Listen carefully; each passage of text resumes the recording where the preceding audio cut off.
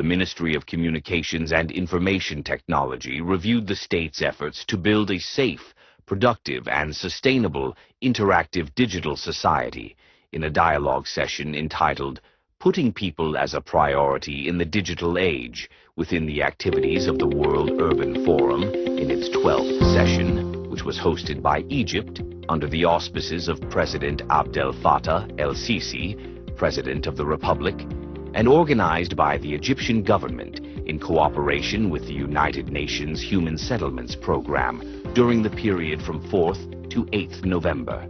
During the session, Engineer Ghada Labib, Deputy Minister of Communications and Information Technology for Institutional Development, praised Egypt's hosting of the World Urban Forum as a unique gathering of leaders, experts, and communities to find practical solutions to the challenges facing urban areas, with a shared vision to build comprehensive, sustainable, and resilient cities, explaining that putting citizens first has become the main driver of all state policies, including digital policies under the new republic, pointing out the importance of technology as a tool for empowerment, as digital solutions empower all groups equally, bridge gaps, respect privacy, and create a foundation for comprehensive and sustainable development by creating a supportive digital ecosystem.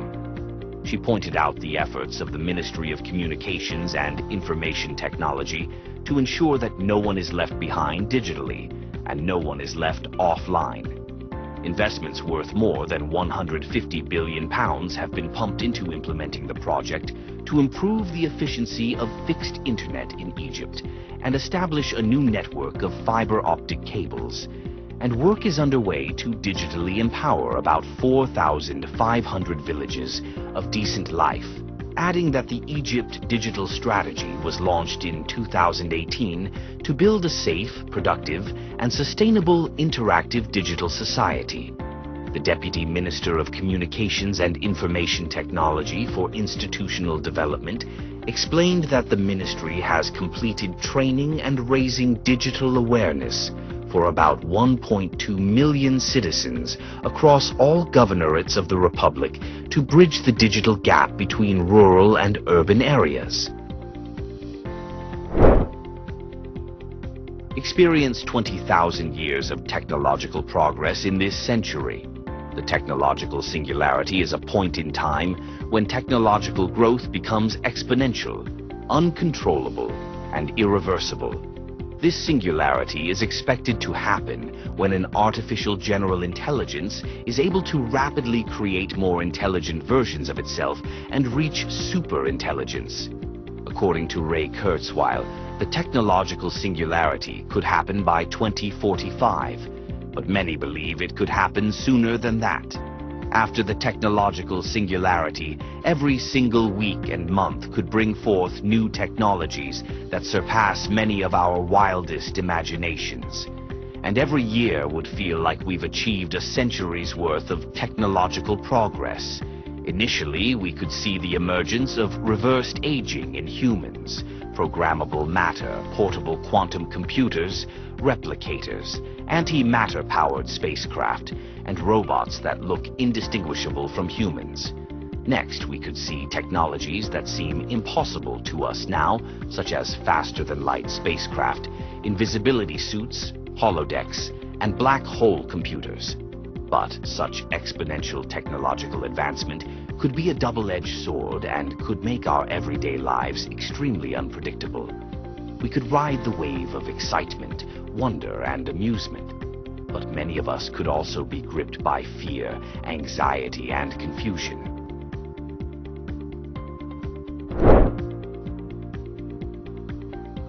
We could stop aging and eliminate all major diseases. Imagine staying at the biological age of 25 and staying at that age indefinitely, or never worrying about getting a disease such as cancer. These advances in genetic engineering would be largely thanks to AI and quantum algorithms. We could also edit our genes to increase our intelligence, strength, and endurance. We could enable highly personalized medical treatments tailored to people's genetic makeups. Most of the food we eat could be genetically engineered as well. For example, we could eventually consume lab-grown meat more than regular meat. This would help us reduce carbon dioxide and methane emissions associated with meat processing. Scientists could even create entirely new organisms. Perhaps we could create bacteria that can break down pollutants in our air and water. And we could create new animals that can thrive on other planets, such as Mars.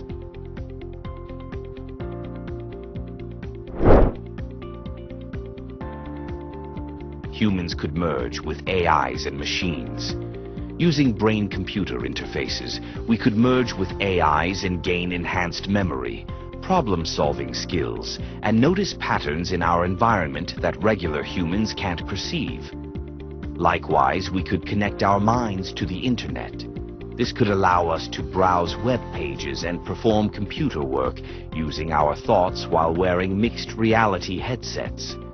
Sooner than later, these capabilities could lead to the ability for us to communicate with each other using our thoughts, download skills and knowledge directly to our brains, edit our memories, record our dreams, and share our memories and emotions with each other.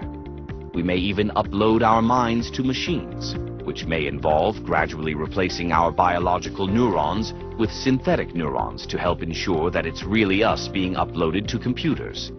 But merging our minds with computers could lead to all types of problems.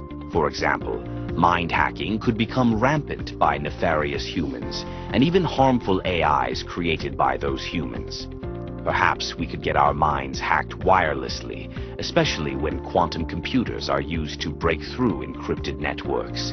In this brave new world, identity theft could take on an entirely new meaning. We could also see an increasing number of people with robotic arms and legs. This would be in addition to the increasing use of artificial organs and along with nanobots coursing through people's veins to detect and fight cancer and other diseases. In fact, some people might choose to become more machine than human.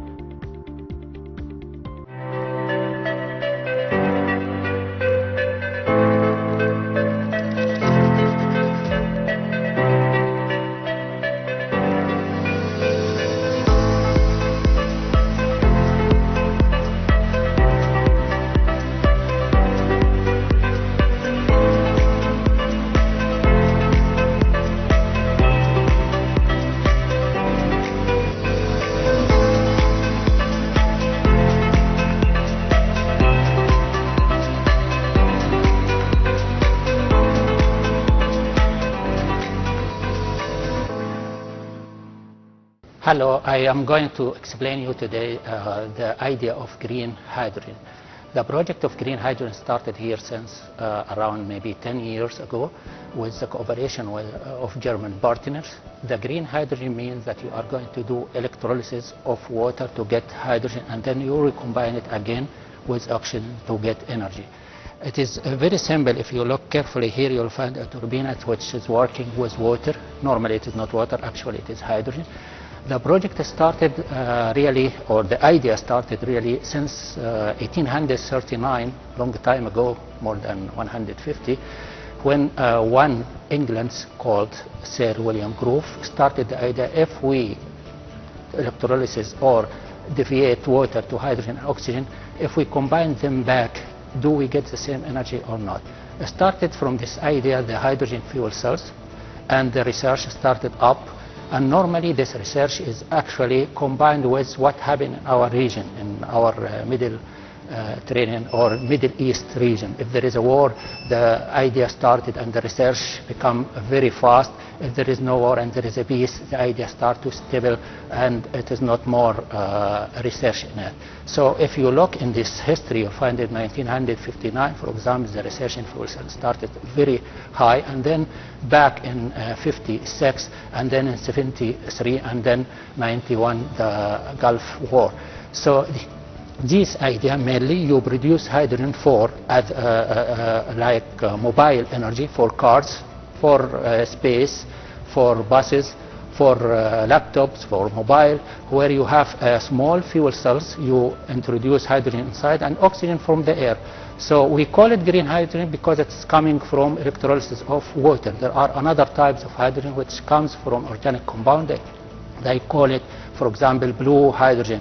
When you use energy from fossil energy like electricity, normally coming from oil or from gas, we call this blue hydrogen. If it is coming from solar, like solar panel like this one, then we call it green hydrogen. What we do now is our work here is catalyst. These fuel cells, when you use it to just electrolysis of water to hydrogen and oxygen, you need a catalyst and you need a membrane. So if we look in one of these cells here, there is a catalyst. We try to modify it here by nanoparticles, and we use actually a very few amount of one of the elements which is expensive called platinum. So we try to use a very few amount of platinum. Instead, we use nickel, titanium, other transition metals to have higher efficiency for electrolysis of water, at the same time higher efficiency for combination of hydrogen with oxygen. If you want to imagine this, just look in the rain when it starts with a spark. The formation of a spark, actually, it's coming from combination of hydrogen and oxygen. So you hear a very loud sound. This loud sound is the energy which we get it here in the form of electricity. I mean, like DC. So in Egypt, a lot of attention was given to production of hydrogen. If we look in, for example, in Ain Sokhna and Port Said, there will be a lot of stations, or we can consider factories actually, for production of hydrogen, because the hydrogen now it is a kind of mobile energy that I can transport it to any country, particularly Europe. And from this, it is green also, means no environment pollution will be happen. So this attention in the future will be the future of energy. If we started from now production of hydrogen, as this project will proceed, inshallah, I will consider it one of the top projects in the Middle East is the production of hydrogen. Production of hydrogen is not simple, actually. It needs a big factory, electrolysis factory, either BIM or alkaline electrolysis, and it needs also deionized water, and it needs energy. Energy mainly taken from the solar, and this is why it is green. So if we have like solar panels, like Banan, for example, station of Banan in the south of Egypt, and we have such energy from the solar panel, we can directly apply it to the cells, which is electrolysis, and we can get hydrogen. So if we get hydrogen, then we store it, compress it and store it, and then we can transport it to any country. As I mentioned at the beginning, it is mobile, where you can use it even in home. So in the future, I expect in some years that we have stations from hydrogen inside our homes, and that can operate our instrument in the home. We don't need classical electricity, which we have it at the moment. So if you ask me, for example, what will be the future in Egypt? I'm not dreaming, but it is a reality actually. The only country which started in the Middle East for production of hydrogen is Egypt now. We are lucky with this idea, and if we proceed, we will be at the top of production of hydrogen, or at the top in this industry. So now one can say, okay, but you consume energy to produce hydrogen. Yeah, right, we consume energy, but this energy coming from the solar, from the sun, okay, through the solar panels. So this energy is present already, we don't use it. So if we use it, we can make this energy, which is stationary energy, because solar panel is stationary, it is in one place, you cannot transport, you can transport through wires, but I'm talking about cars. If you want to charge the car, then you charge the car with hydrogen. Instead of benzene, you charge it with hydrogen station.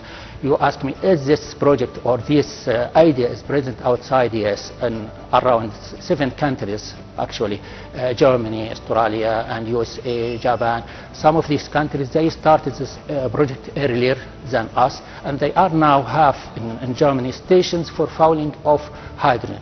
Like in Ulm, in Stuttgart, in Munich, they have stations, and they have hydrogen cars. They call it green cars. And this hydrogen car is electrical cars, where the motor is electrical motors, and they have tank inside to just add hydrogen. What is the outcome of hydrogen? Electricity and water, because hydrogen combined again with air, oxygen from the air, to form water. and electricity. That's all. So that's why we call it also green. There is no contamination to the environment. In this view, we can consider this energy as one of the top energy that can even used in space, not only in the Earth but in space. You will also ask about the safety. If hydrogen is safe to be used or not. Of course, hydrogen is an explosive element, and storage is one of the issues of the scientists. They work in different ideas for storage, and they reached actually a lot of like tanks or a lot of storage ideas that they can be safe if you store it in the car or in buses or in aeroplanes and stuff like that. Then you will ask me, what about the oils now? It will be decreased, yes. Of course, most of these countries which are producing oil, they are coming to the peak. Peaks means they are top and they are declined, they are going down. So the prices in the future will be so much expensive for the 1 barrel of oil, but for hydrogen will be much cheaper if we start it. And we in Egypt, we are lucky that we have this, we can say, this thinking to produce hydrogen at the moment, and we will be one of these countries which now started. We can follow them in few steps, or in few steps we can reach them and we be in their ways. Came to my mind, what is the role of artificial intelligence, AI, in the production of hydrogen? Actually, hydrogen is dependent on the catalyst.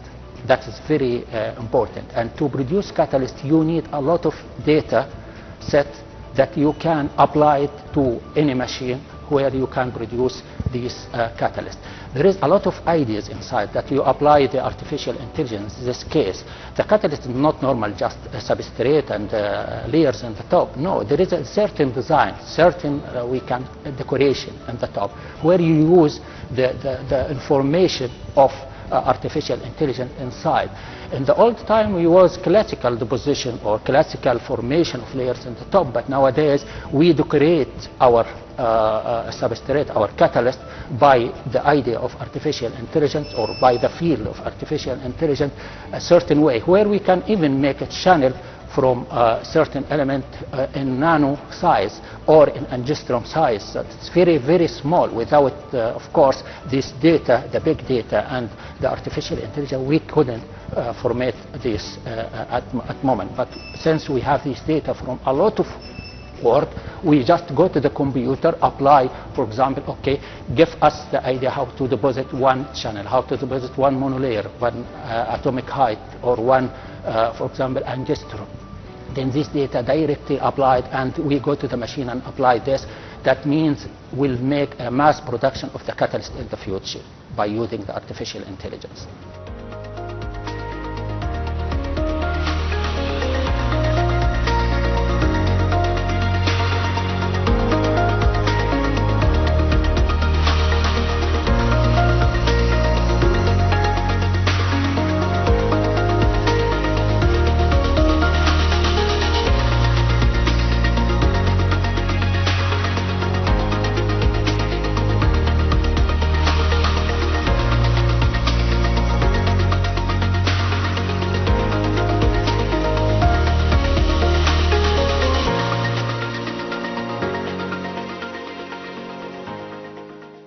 It is the end of this episode of Nile Tech. See you in a new edition with more updated subjects related to information technology and artificial intelligence. Waiting for your comments and opinions on the program's Facebook page.